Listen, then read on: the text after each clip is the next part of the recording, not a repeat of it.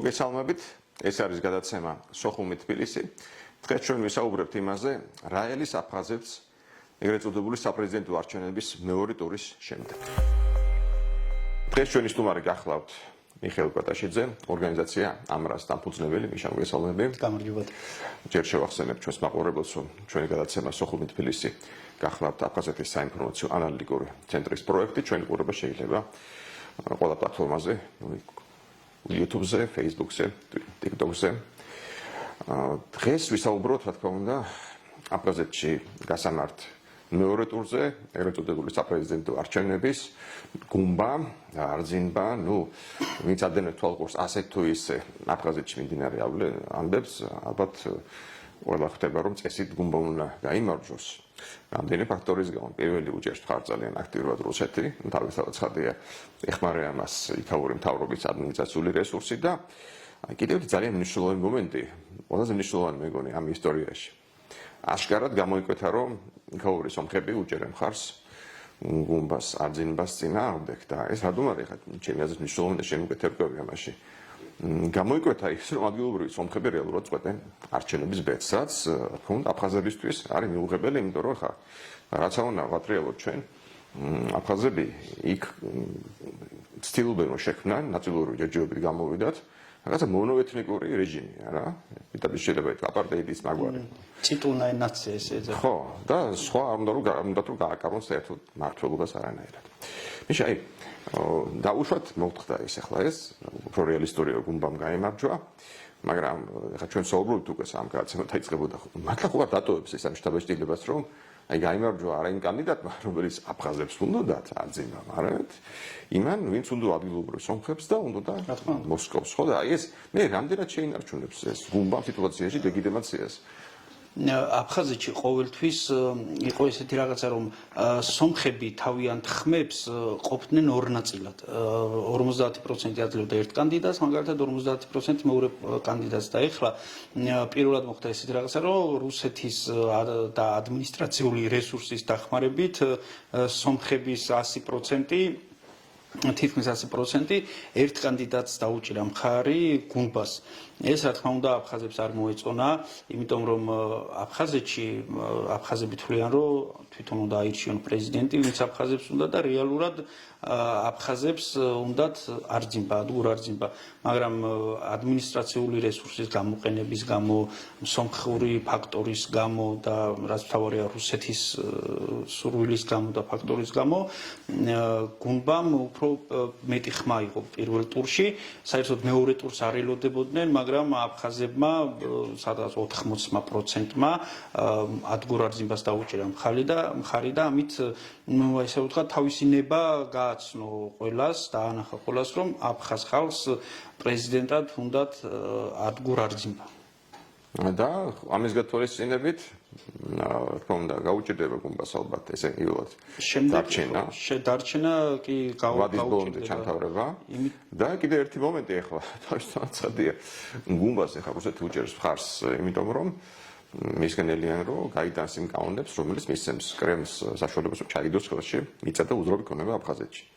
როგორც კი ამ კანონებს შემოbrunება პარლამენტში, თავისთავად ცხადია ისე დაირაზმება ეს ალბათ ისე არძინბას მეთაურობით ხალხი, აფხაზები და დაიწყება გამოსვლები. გამეორდება რაც დაიწყება გამოსვლები. აქ ახლა ერთი მომენტია. სამართალ დამცავები, პოლიცია თუ მილიცია ქვია, რომ მილიცია ქვია, ხო.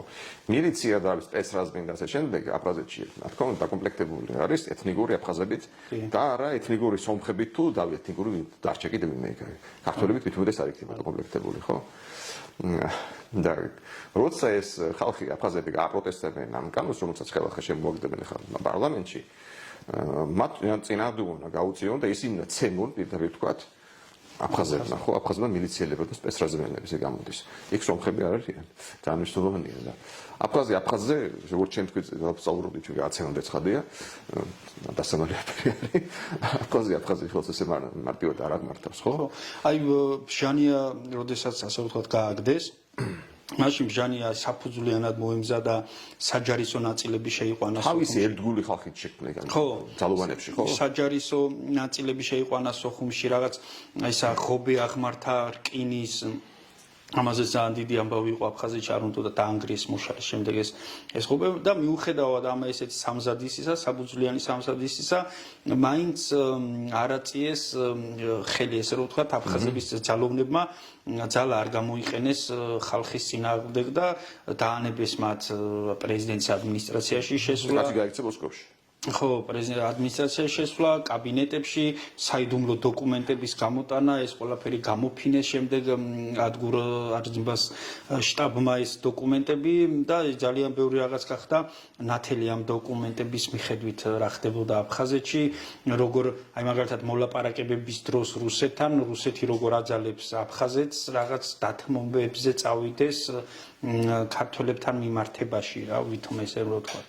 Სხვადასხვა ერთ-ერთ გადაცემაში რამდენიმე თვის წინ კოლეგასთან საუბრობდით და მან თქვა რომ სერიოზულად მოემზადა ბჟანია იმისთვის რომ მომავალში აღეკვეთა ეს გამოსვლები და ჩაეხშვეს პროტესტი და შესაბამისად გაეტანა ის კანონები რომელსაც მას აძალებს მოსკოვი ფიზიკურად ძლიერი და აგრესიული ხალხი აიყვანეს მილიციაში და სპეცრაზში რომელსაც იდეაში არ შეეშინდებოდა არ მოერიდებოდა რომ ხელი აღებერთა და ეცემა თავით თანამოქალაქეები აფხაზები მაგრამ არ იმუშავა შეგადა მხოლოდ სიტყვიერ დაპირისპირებამდე მივიდა ეს ყველაფერი იმიტომ რომ ჩვენ გვახსოვს კადრები როდესაც აი ეს ოპოზიციის წარმომადგენლები მიდიან პრეზიდენტის ადმინისტრაციასთან იქ ხვდებათ მათ აი ესეთ ფიზიკურად მომზადებული ადამიანები და აი მაგალითად აფხაზეთის გმირე ეგრეთ წოდებული ვინც არიან იმათაც პირველად მოხდა ესეთი რაღაცა რომ აი პირდაპირ ეუბნებიან რომ თქვენ აქ არაფერი არ გესაქმებათ სახლში წადით ეს თქვენი საქმე არ არის მე რა რომ რაღაც ვეტერანი ხართ მე რა რომ ომობდით ეხლა სხვა დროა ეხლა ჩვენ წვიტავთ აქ ყველაფერს მაგრამ აი სიტყვიერი დაპირისპირების იქეთ არ წავიდა ეს ყველაფერი ნუ ახლა პრინციპში თუ გავითვალისწინებთ იმას რომ აფხაზები მართლა ცოტანი არიან ეხლა ძალიან ცუდი დონე იქნება რომ ერთმა მეორე ცემოს და მithomების ძალოვანმა ცემოს მოხალხე ხო ამიტომ არ არის აი კანონის უზენაესობა და ამიტომ არ არის წესრიგი ასე რომ ვთქვათ ამ რეგიონში იმიტომ რომ ეს ნუ არ ეშინიათ ამ ძალის მიღების გამოყენების და ასე შემდეგ ხო და ამიტომაც მივიღებთ მუდმივ ამ იმას ხო მუდმივად ესე იქნება ამ ქაოსს და პრეზიდენტების გაქცევას სხვა თუ რა მოსკოვში და აი ხა არჩევნების შემდეგ რომელიც გავიმეორებ ალბათ დამთავრდება გუმბას გამარჯვებით გაიზრდებენ ეს აგრესია სომხების მიმართ აფხაზეთში? სომხების მიმართ აგრესია ომის შემდეგ მატულობდა ნელ-ნელა რაც უფრო მატულობდა სომხების წელი მოსახლეობაში ალბათ ხო? ხო, ეკონომიკაში და ასე შემდეგ. აფხაზები არასდროს არ უწევდნენ ანგარიშს სომხურ მოსახლეობას. აი ამ არჩევნებამდე პირველ ტურამდე ახლა უკვე ყველას ნათელი გახდა რომ სომხები ანგარიშს გასაწევი ძალა არის და ფაქტიურად ნუ პირდაპირ რომ ვთქვათ სომხები ირჩევენ აფხაზეთში პრეზიდენტს. შენ მითხარი ხა გადაცემის დაწყებამდე კიდევ ერთხელ რომ ეს შეთქმულების თეორიები გაჩნდა სოფლებში რომ მარგარიტა სიმონიანი და სხვა სომხები აკონტროლებენ მედიას რუსეთში და მათი ბრალია რომ ეხა რუსეთი თქვათ ზეწოლას ახდენს აფხაზებზე. ეს ანტისომხური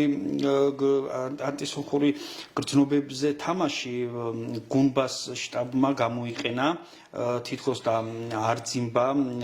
არძიმბას შტაბი და არძიმბას მხარდაჭერები ძალიან ცუდად ფიქრობენ სომხებზე და ზოგადად ძალიან ბევრი გავრცელდა ჩანაწერები აფხაზების დახურულ ჯგუფებში, სადაც აი ძალიან ცუდად საუბრობდნენ სომხებზე, რომ სომხეთ რო არის სომხები გაყარონ აფხაზეთიდან, დაუწვან სახლები.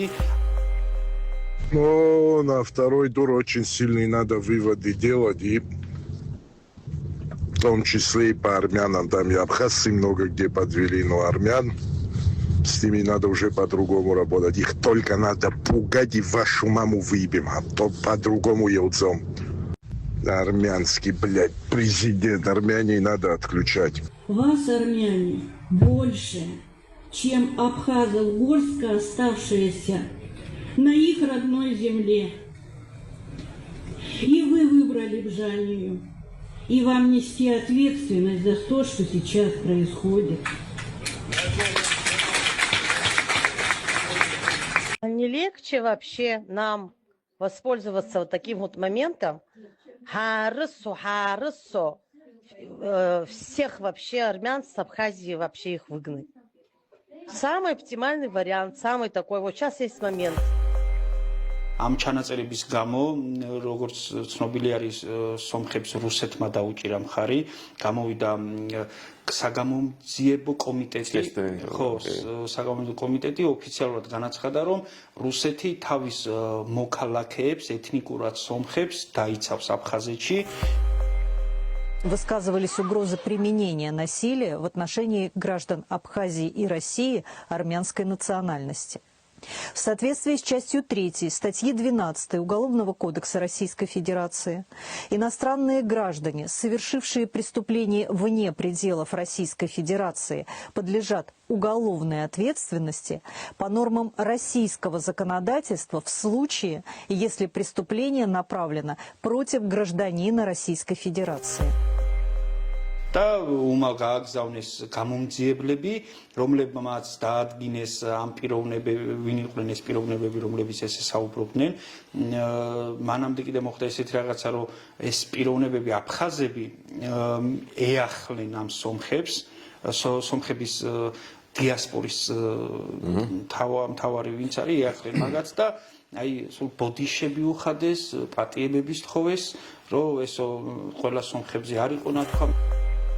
Это вообще не должно было даже на эмоциях может выскочить, но оно уже выскочило на эмоциях, если это как бы задело Тигранович, там армянскую нацию, что если они, люди восприняли так, что я имел все в виду армянскую нацию, то я вам честно говорю, это мои извинения, я нацию затрагивать не собирался, я вот вам как мужик мужику, я вам говорю. ამ არჩევნების შენ შეეცადინო სიტუაცია შემოებრუნებინა. თავის მართლების რეჟიმში. გამოვა ეს მით უმეტეს ახლა ინფოზე რომ არძიმას აბრალებენ პროტურქობას და ახლა ჩვენ ვიცით ახლა სომეხი ხალხის დამოკიდებულება ისტორიული ძალიან მძიმე გამოცდილება თურქებთან ურთიერთობაში და როცა გეუბნებიან რომ არძიმა პროტურქია მოახერხებენ შემოტრიალებას ახლა მეორე ტურის წინ. არა, ახლა იგივე განმეორდება სომხები მასიურად ხმას მისცემენ გუნბას. არძიმბა ცდილობს ახლა რაღაც სომხები ნახოს 1-2 და ვიდეოები ჩააწერინოს მის მხარდასაჭერად, მაგრამ ეს მე მგონი ზეგავლენას არ მოახდენს. ამ შურს სომხების ზოგადად თანდაყოლს კარგი ის არის გამოხმაურება მას ხო მათ იქაუთ თანამემამულე. ხო, იმიტომ რომ მთავარი სომხური დიასპორა იმ სომხებს, აი მაგალითად ესეთი დეპუტატი არის ერიკ შტუნი, სომეხი ეთნიკურად აფხაზი, რომელიც ადგურს უჭერს მხარს და ეს ერიკ შტუნი დანარჩენა სომხებმა ოფიციალურად აღიარეს მოღალატედ და ხო, და სერიოზულ ბრალდება. და სხვა კანდიდატს რატო არ აქვს იქ შანსი როგორ გონია? სხვა კანდიდატს, იმიტომ რომ ეს გუნბა არის რუსეთის ეს ხელდასმით, ასე რომ ვთქვათ, ბჟანიას გაგრძელება, ანკვაბის კლანის წარმომადგენელი, ესე აღიქვამენ გუნბას და ადგურ არის ესეც გუდაუთაა, ხო? გუნბა გუდაუთელია. გუდაუთელი არის. მაგრამ თუმცა ბჟანიას ხო და ეგ საინტერესოა, ხო. დიდად ხო ეს ორი განიკვეთება.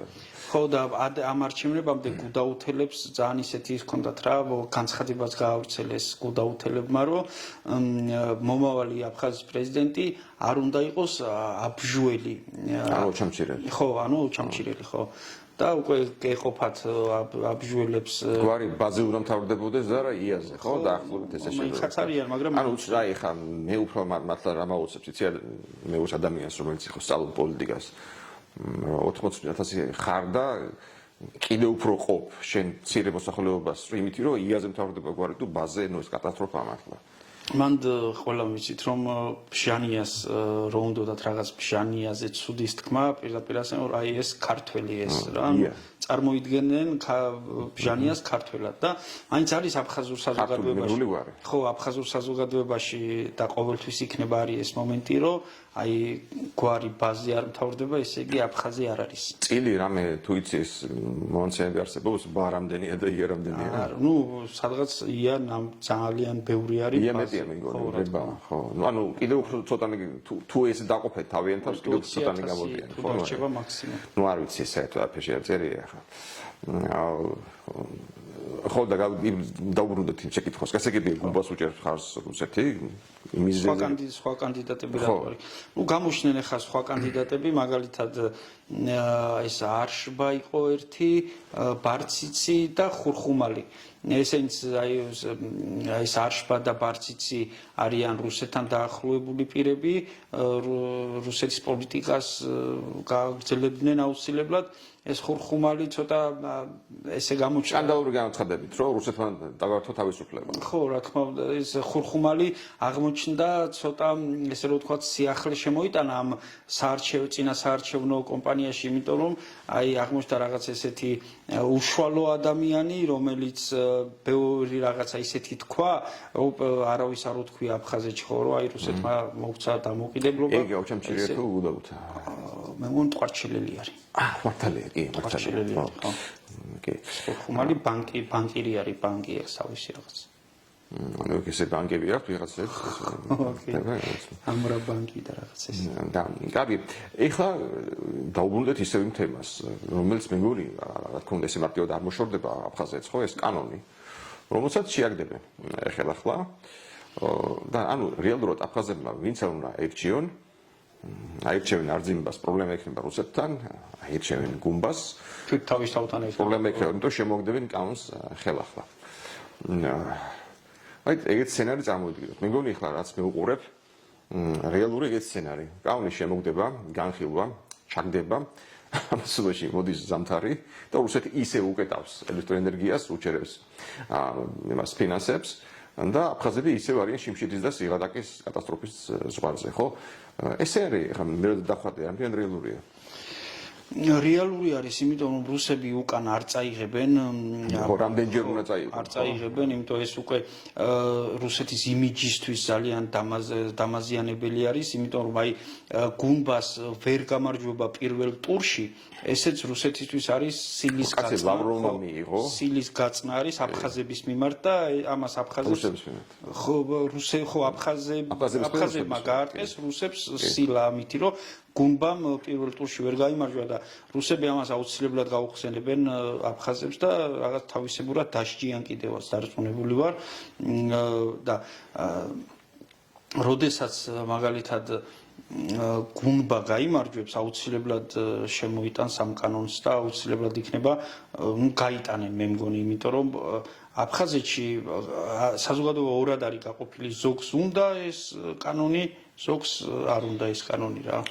როცა ეს მოხდა შეჭრა პარლამენტში, შენგრევა ტიშკრის და ასე შემდეგ, როგორც ამბობენ, საკმაოდ დიდი ფული დაიხარჯა. ამაზე და ეს ფული როგორც ჩანს იყო ან არძიმასიან, არძიმას მიერ ასე ვთქვათ ნაშოვნი ფული. ხო. ეხლა როგორ გონი ეს ექნება ისე არძიმას საამისო ფული? არძიმას ფული მე მგონი კი, ნუ ექნება, იმიტომ რომ რაღაც ბიზნესები აქვს და თან მე მგონი აბრალებდნენ არძიმას, რომ ეს თურქული ფული არისო რა. ხო, მე თვითონ ეს თურქული ფული არის, იყო მაშინ, ახლა ვერ გაჩნდება.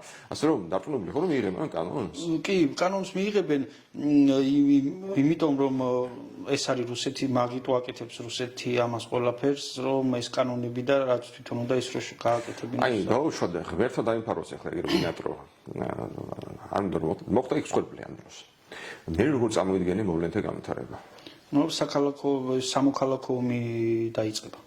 მგონი რა. გამორიცხული არის ეს დროს რომ რუსეთმა შეიყვანონ ჯარი?